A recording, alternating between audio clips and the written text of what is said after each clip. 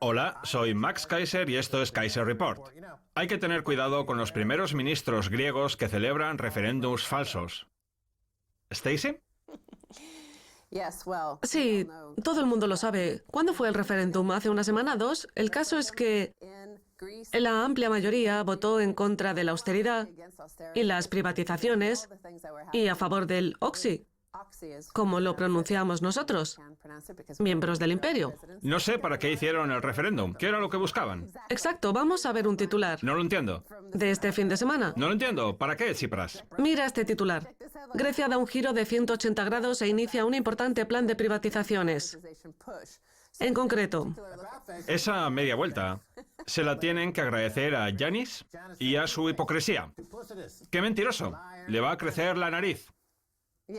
sí, esa es la forma especializada de definirlo. Un mentiroso al que le va a crecer la nariz. Mira, voy a ponerte un ejemplo. Antes de las elecciones estaba construyendo un puerto deportivo por valor de 7.000 millones de euros. Pero cuando Tsipras y Syriza ganaron las elecciones, la construcción se detuvo. Sin embargo, ahora, en un intento por conseguir un tercer rescate europeo y evitar el hundimiento de la economía griega, el gobierno ha dado un giro de 180 grados al solicitar que se acelere el proyecto, además de vender activos públicos y permitir que las constructoras privadas sean las que edifiquen las viviendas de protección oficial, con el objetivo de obtener dinero y contribuir así a reducir los 320.000 millones de euros de deuda pública y a devolver el dinero que le han prestado los países europeos para reflotar los bancos en dificultades. Unos bancos en dificultades que, por cierto, no eran solo griegos, sino también franceses y alemanes. Yo le presto 20.000 millones de dólares a la reina de Inglaterra. Sin ningún tipo de garantía, solo un trozo de papel en el que se dice que le presto ese dinero. Y la semana que viene la llamo y le digo: Reina Isabel, devuélvame el dinero que le presté. Me dirá: no pienso devolvérselo. Este préstamo ha sido inducido de manera fraudulenta. En primer lugar, no tiene ninguna garantía. En segundo, es usted ilegítimo. Ha salido de la nada y nadie lo ha elegido como la Troika. Luego celebro un referéndum y una vez conocidos los resultados digo: ¿sabe? Voy a quedarme igualmente con el Palacio de Buckingham y con las joyas de la corona. La Troika, formada por la Comisión Europea, el FMI y el BCE, han concedido un préstamo sin ningún tipo de garantía. No es más que un trozo de papel absurdo. Y el pueblo griego ha dicho: un momento, esto es una estupidez. No vamos a regalarles nuestros activos a cambio de un trozo de papel. Se trata de un préstamo con dos caras, la del deudor y la del acreedor. Pero el acreedor sabemos que es un sinvergüenza. La mayoría de los internautas, la gente que escribe comentarios, por ejemplo en YouTube, aseguran que los acreedores no tienen ningún tipo de responsabilidad, que son de naturaleza divina, que están nombrados por Dios, que son infalibles y que no se les puede traicionar. Tengo un mensaje para todos esos internautas que escriben esos comentarios. Estaré encantado de hacerles un cheque de 10 millones de dólares a cada uno. Estoy dispuesto a hacerlo y a concederle un préstamo de 10 millones de dólares en forma de cheque a cada uno de los espectadores que nos están viendo. Está bien. Y si no me los devuelven, entonces que me den todos sus activos. Soy Christine Lagarde y soy un genio financiero. Vamos a analizar la situación de Grecia y la privatización de este puerto deportivo, cuya construcción, por cierto, fue financiada por los contribuyentes ante la celebración de los Juegos Olímpicos, aunque luego no se volvió a usar. Y ahora hay muchos inversores, sobre todo árabes y chinos, que lo quieren comprar. El gobierno griego va a percibir 950 millones de euros por un arrendamiento de 99 años. La noticia añade lo siguiente: las privatizaciones se han topado con distintos niveles de resistencia. Hay quien argumenta que los gobiernos en dificultades como el griego están vendiendo activos por debajo de su precio de mercado. Los detractores de esta medida también aseguran que las privatizaciones hacen disminuir la seguridad laboral y transfieren la riqueza a una élite adinerada. Ahora dicen que van a concederles otro rescate de unos 80.000 millones, pero las ventas de los activos, que son activos reales, van a generar 500.000 millones. Bueno, van a generar todo ese dinero para los que los compran. Sí. Es igual que en España, donde este fin de semana hemos sabido que China ha adquirido un aeropuerto de 1.000 millones de dólares por tan solo 10.000 dólares. Así es como se producen las transferencias de riqueza. Compra los activos a precios de risa. Sí. Y luego los retitularizan y los venden basándose en la idea de que se pueden prestar miles de millones de dólares con un simple papel. Lo que pasa es que luego harán un referéndum y la gente decidirá no pagar porque ni siquiera los reconocerán como prestadores legítimos. Por cierto, tienen cientos de miles de millones de deuda. ¿Pero quién es el dueño de esa deuda? Quien sea, el gobierno. ¿Qué gobierno? O supuestamente los contribuyentes, pero no importa, van a recaudar solo una parte y entonces será cuando incumplan la deuda. Una vez hayan vendido la Acrópolis, los puertos deportivos, los derechos sobre el petróleo y el gas. O sea que al final van a acabar incumpliendo la deuda, los van a echar del euro igual. Exacto, pero solo cuando alguien tenga un contrato infalible. Por el que se roben todos los activos. Vamos a ver nuestro siguiente titular. El multimillonario Warren Buffett compra una isla griega. Se trata de la isla de Agios Thomas, que le ha costado 15 millones de euros.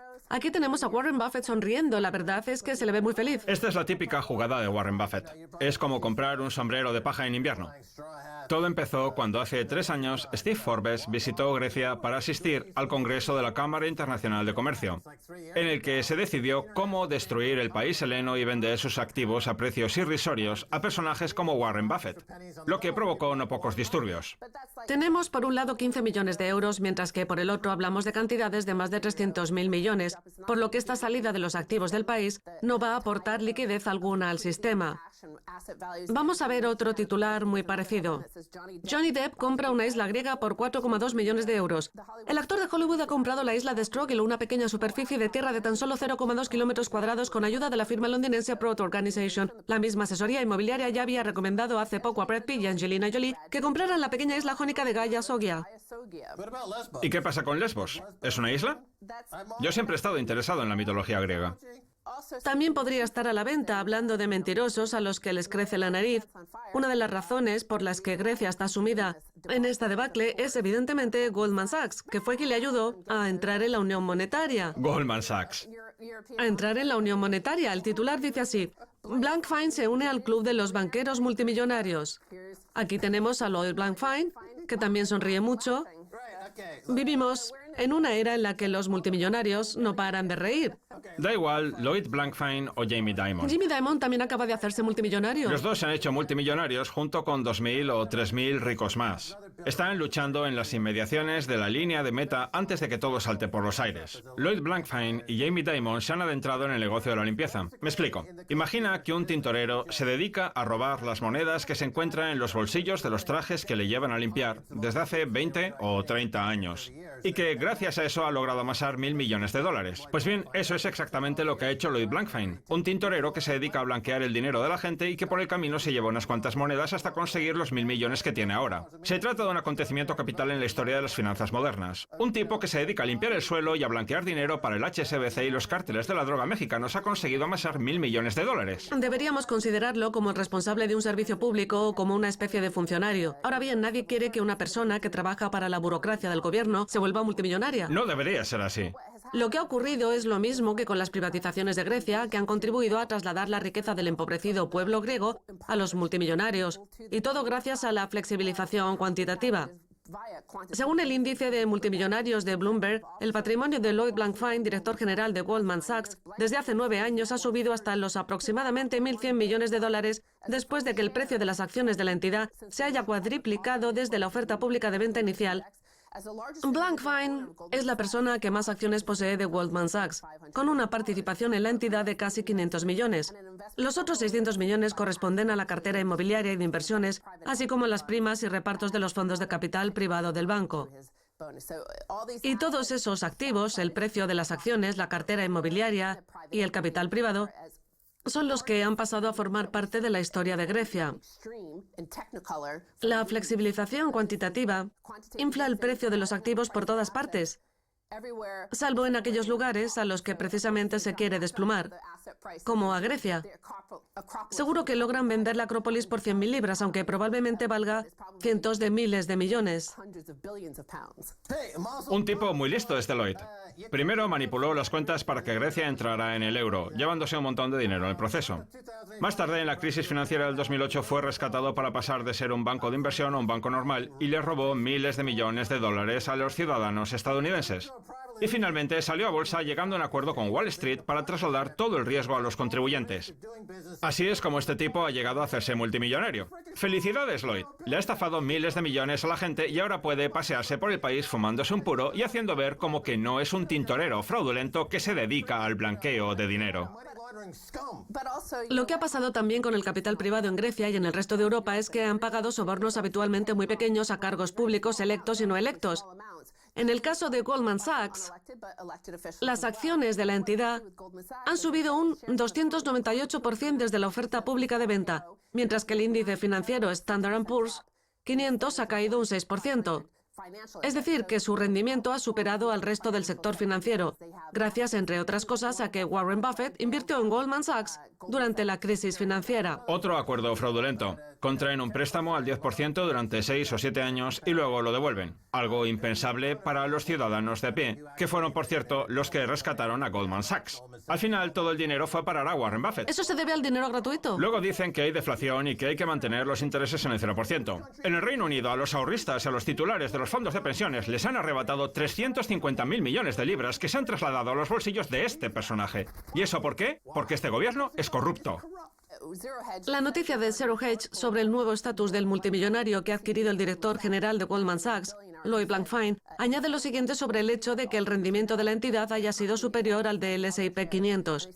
En realidad, eso es lo único que hace falta saber. La noticia de Bloomberg cuenta más detalles sobre las propiedades, trayectoria y labor social de Blankfein, pero lo que más destaca de todo es que tener amigos y antiguos compañeros en el gobierno y en los organismos reguladores sale rentable. Y nunca mejor dicho, si aún no logran entender cómo es posible que las mismas personas que hicieron lo mismo que Plaxico y sumieron al mundo en la peor recesión jamás registrada desde el año 1930, no solo no hayan acabado en la cárcel, sino que además hayan acumulado fortunas desproporcionadas a costa del humilde contribuyente. Ahí tienen la razón por la que Lloyd Blankfein es más rico que ustedes. Por cierto, lo de Plaxico lo he tenido que buscar. Se trata de un jugador de fútbol americano que se disparó por accidente en la pierna cuando estaba en Nueva York. Y como en Nueva York está prohibida la tenencia de armas, tuvo que pasar 2 años en la cárcel. Como llevo diciendo desde el principio, Grecia ha sido sometida a una compra apalancada, la primera que se realiza de un país. Sí. Antes valía solo 300.000 millones de dólares. ¿Eso es lo que hace el capital privado? Sí. Compras apalancadas. Todo ha sido un movimiento orquestado por estos tipos que han organizado la compra apalancada del país. Ahora están vendiendo los activos para saldar la deuda, como las islas y los activos que generan ingresos, y seguramente reciban 500.000 millones por ellos, mientras el pueblo griego no cobrará nada y acabará viviendo en reservas como los indios sioux o los iroqueses. Se les utilizará como cabezas de turcos, se les meterá en la cárcel y se les acabará asesinando, o bien se morirán de hambre. Todo por culpa de estos asesinos. ¡Asesinos! Por cierto, hablando de miles de millones, Grecia ha transferido 6.800 millones de euros al FMI y a la Troika, lo que significa que los fondos de rescate que le llegan al país heleno retornan inmediatamente a manos de la Troika. Así es como se crea y se sostiene la clase de los multimillonarios. Y mientras arruinan al pueblo griego. Engañándolo. ¿Con su hipocresía? Sí. ¿Tienen 2 caras? Sí. Sí, ¿cómo es eso? Aquí tienes mis 2 caras. No se pierda la segunda parte, tenemos mucho más.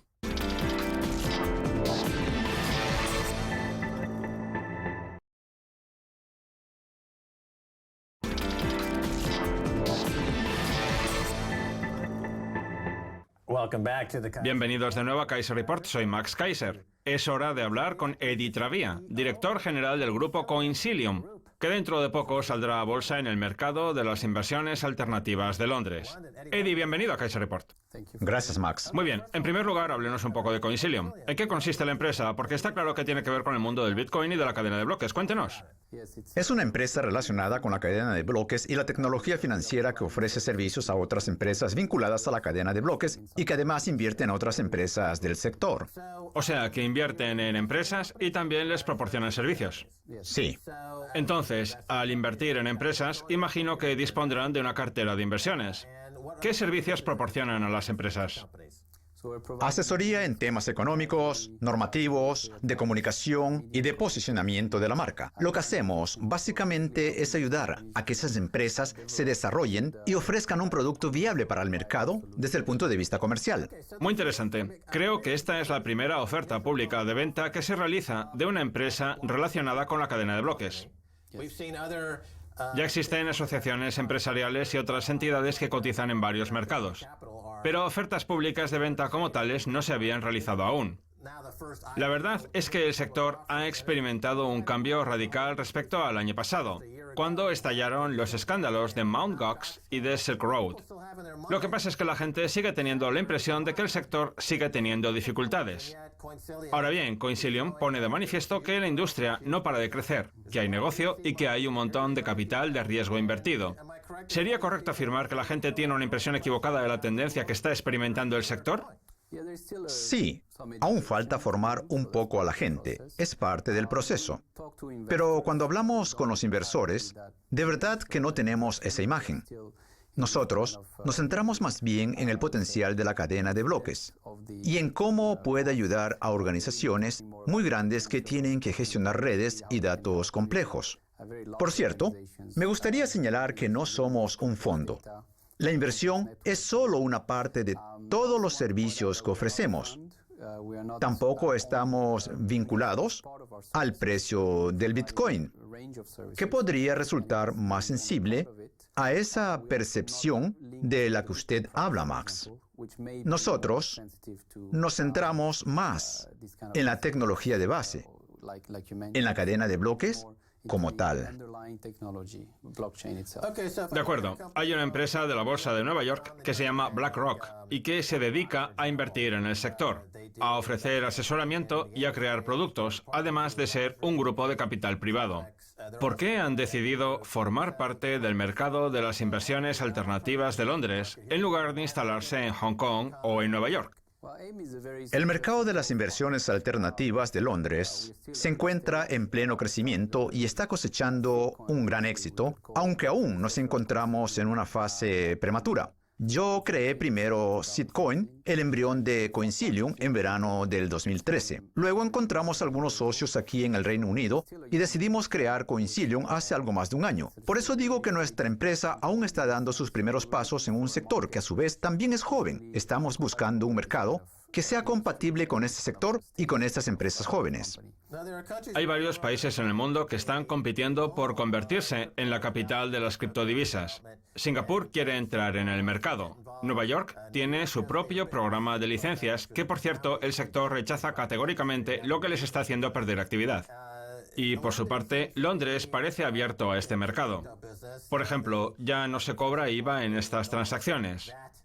El ministro de Economía, Josh Osborne, y el sector tecnológico, la rotonda del silicio, como se le conoce, dan la impresión de estar posicionándose como un eje internacional en el mercado de las criptodivisas.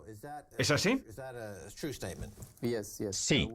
Desde el 2013, mi socio y director tecnológico de la empresa trabaja en Londres. Estuvo mucho tiempo trabajando aquí en el sector de la banca y más concretamente en el ámbito de la informática. Por eso ha podido presenciar de primera mano el interés y la buena predisposición que tienen las instituciones británicas. Como ha dicho usted, Josh Osborne y el gobierno en general parecen bastante optimistas y nosotros estamos en contacto con el Banco de Inglaterra, con el Parlamento, con Westminster y con todos los participantes oficiales de aquí. Están mostrando un enfoque progresivo y consultivo que nos hace dar cuenta de su interés por hablar y por involucrar a los diferentes miembros de la comunidad, y eso también es importante. De hecho, constituyó un elemento clave en nuestra decisión de salir a bolsa en Londres. ¿Qué le parece esa división que está surgiendo en el sector? Porque desde que se introdujera el Bitcoin en el 2009, se han desarrollado otras muchas criptodivisas, como el Ripple, que al contrario que el Bitcoin, no se distribuye mediante un algoritmo de dispersión y no presenta, por tanto, las mismas características. Pues bien, esta nueva variante parece estar atrayendo a otras industrias, como los bancos, que ahora quieren introducirse en el mundo de la cadena de bloques para ahorrarse costos a la hora de transferirse dinero de unos a otros. Y ya sabemos que cuando los bancos consiguen ahorrarse dinero, ese ahorro no redunda en los clientes, sino que el dinero se lo quedan para ellos mismos y así pueden pagarse primas enormes. Así pues, la cadena de bloques ofrece un gran atractivo para los bancos. Y esta versión edulcorada de la cadena de bloques está haciendo que surjan nuevas criptodivisas sin algoritmos de dispersión. Y al mismo tiempo, el Bitcoin, que se está haciendo cada vez más internacional, podría empezar a aplicarse para solucionar conflictos políticos como el que hay en Grecia, donde los ciudadanos están viendo cómo se les confisca la riqueza, por lo que están acudiendo al Bitcoin para evitarlo. ¿Es consciente Coinsilium de esta fractura en el sector? ¿Trata de conjugar ambas facciones del mercado actuando como un elemento neutro? ¿Qué evolución espera que siga este conflicto? ¿Va a producirse una batalla entre los Blade Masters del mundo, venidos del lado oscuro, de Wall Street, la base del yihadismo financiero, y los partidarios puros y angelicales del Bitcoin original? Como miembro de la comunidad que soy, vengo siguiendo muy de cerca la evolución de los libros de consenso, que pueden no requerir prueba de trabajo y que pueden ser privados como Hyperledger, ese tipo de monedas o de cadenas de bloques no puras, como dice usted. Por nuestra parte, en Coinsilium, somos agnósticos en lo que respecta a la cadena de bloques. Eso quiere decir que estamos dispuestos a colaborar con todos los tipos de cadenas de bloques. Y al mismo tiempo, también hemos invertido en empresas que se dedican a construir herramientas para todos los tipos de cadenas de bloques, o al menos para varias. Así pues, queremos ser innovadores además de convertirnos en líderes del sector tecnológico de la cadena de bloques. De ahí que estemos abiertos a todas las tecnologías. Yo creo que todo el mundo, con independencia del lado del debate en que se posicione, aprueba esta oferta pública de venta de Coinsilium, porque lo que hace es impulsar un sector muy nuevo que necesita de vez en cuando un empujón en el momento justo. Ahora bien, como digo, existe una especie de fricción interna, que eso sí contribuirá a fomentar la competencia. Ya veremos qué ocurre al final. Bien, vamos a hablar de la oferta pública de venta de Coinsilium como tal. Coinsilium va a cotizar en el mercado de las inversiones alternativas de Londres y para ello está realizando una presentación itinerante ante los inversores. Sí. ¿Van a ser principalmente inversores institucionales? ¿Qué interés ha despertado la operación? Sí, ahora buscamos principalmente inversores institucionales, empresas de capital de riesgo del sector tecnológico que antes invertían en empresas tecnológicas de nueva creación. Y en general, cualquier inversor que conozca bien el mercado de las inversiones alternativas. Antes de esta presentación itinerante, hemos llevado a cabo un proceso de recaudación de fondos anterior a la oferta pública de venta para financiar sus costos y parte de las inversiones que hemos tenido que hacer. El proceso se ha realizado en su mayoría con inversores privados que son conscientes del potencial de la cadena de bloques. Ahora tenemos que centrarnos más en los inversores institucionales y la cosa está yendo bien. Yo creo que la gente empieza a ser consciente de la diferencia que hay entre el Bitcoin y la cadena de bloques. Y nosotros, desde luego, percibimos un gran interés. Ya veo. Para dejar las cosas claras, Coinsilium es un elemento más del sector, no un representante de una moneda en concreto. No. En Nueva York sí que hay empresas así, como la de los gemelos Winklevoss, Sí, que son fondos negociables en el mercado. cosa que nosotros no somos. Ustedes, por tanto, no van en esa línea. Supongo que aún no conocerán exactamente el tamaño de la operación, ¿verdad? Imagino que los bancos seguirán calculándolo. ¿Tienen alguna idea aproximada de lo que pretenden recaudar? Como mínimo 3 millones de libras. 3 millones. ¿Es esa la dimensión que suelen alcanzar estas operaciones en el mercado de las inversiones alternativas de Londres? ¿Está dentro de la horquilla habitual? Es lo habitual para una primera salida a bolsa. ¿Qué futuro le augura al sector en los próximos 2, 3 o 5 años? ¿Cómo cree que seguirá desarrollándose? Lo que hemos visto hasta ahora es que hemos dejado atrás la infraestructura de las divisas digitales.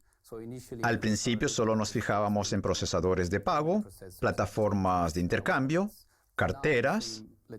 En cambio, ahora está todo mucho más diversificado. La gente no solo se dedica a las finanzas, a la tecnología financiera o a los sistemas de cotización, sino que también nos centramos en la gestión de los derechos, en la auditoría y en otras actividades que puedan realizarse con la cadena de bloques. El libro del consenso.